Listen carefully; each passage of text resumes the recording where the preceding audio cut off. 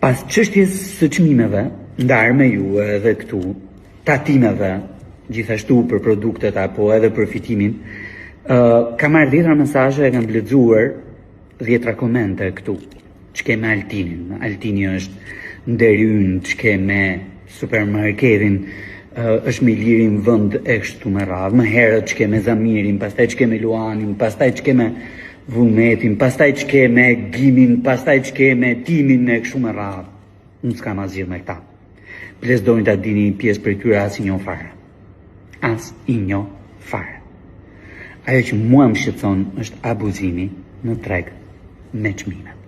Secili për tyre emrave natyrisht që shfrytëzon në ekonominë e tregut për të fituar, për të shtuar kapitalin, për shtuar pasurinë e kështu me radhë duke shërbyer. Tregu i ushqimeve apo tregu i produkteve të gatshme të higjienës natyrisht që është treg me shumë operator, po pa konkurrencë. Kuptohen me njëri tjetrin duke u parë në sy. Dhe natyrisht çmimet janë ato që paguajmë që të gjithë.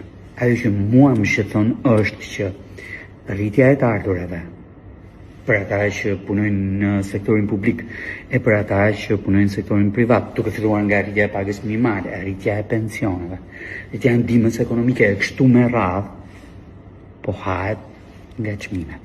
E dini si ju thonë?